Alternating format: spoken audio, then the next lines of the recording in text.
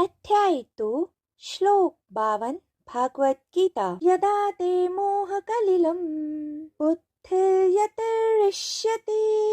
तदा गन्तासि निर्वेदं श्रोतवस्य श्रुतस्य च।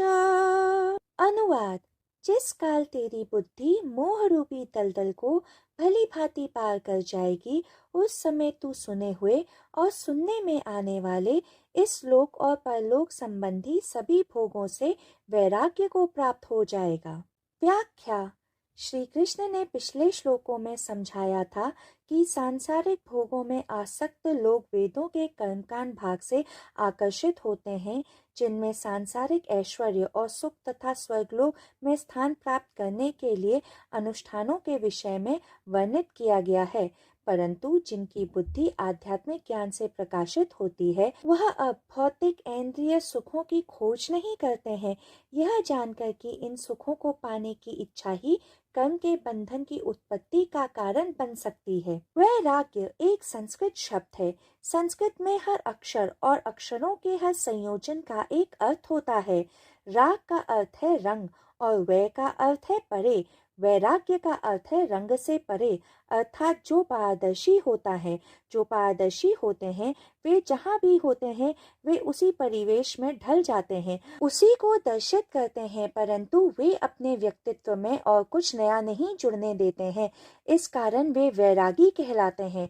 वैरागी का अर्थ है वो व्यक्ति जिसने भौतिक जीवन की सभी मोह माया छोड़ दी हो।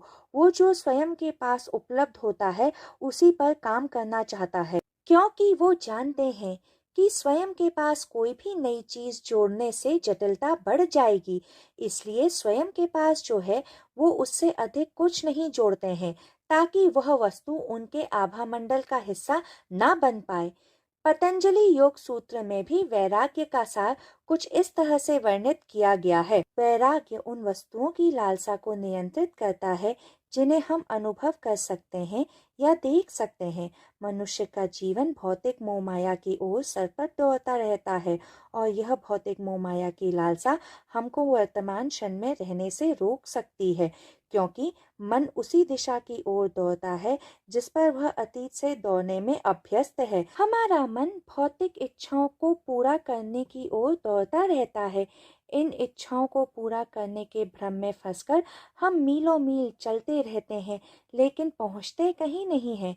वैराग्य वह स्थान है जहां हम भौतिक मोहमाया से अपनी इंद्रियों को दूर कर उन्हें अपने स्वयं के स्रोत पर केंद्रित करने लगते हैं। वैराग्य का अर्थ भौतिक संसार से दूर भागना नहीं है, बल्कि यह एक दृष्टिकोण है जिसे विकसित करने की आवश्यकता होती है।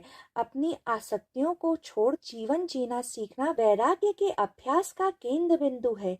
योगेश्वर श्री कृष्ण अर्जुन से यह नहीं कह रहे थे कि तू ये क्या अनगल बात कह रहा है, मन को बहुत आसानी से नियंत्रित किया जा सकता है, बल्कि वे अर्जुन के इस कथन से सहमत थे कि वास्तव में मन को वश में करना कितना कठिन है। हालांकि इस पृथ्वी पर इतनी सारी वस्तुएं प्राप्त करना मुश्किल होता है, परंतु हम निडरता से उन्हें प्राप्त करने के लिए आगे बढ़ते रहते हैं।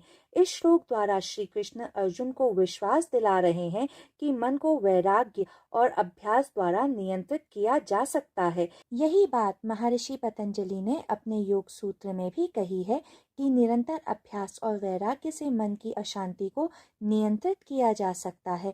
मंडोक उपनिषद में कहा गया है, साक्षात्कार प्राप्त कर ऋषि वैदिक अनुष्ठानों से परे जाते हैं, यह समझने के बाद कि इस जीवन में और दिव्य निवासों में सकाम कर्म से प्राप्त होने वाले सुख अस्थायी हैं और दुखों के साथ मिश्रित हैं। अगर आपको मेरे इस श्लोक की व्याख्या पसंद आई हो तो कृपया कर मेरे चैनल द मिस्टिक डीमिस्टिफाई को लाइक, शेयर और सब्सक्राइब करें। जय श्री कृष्ण।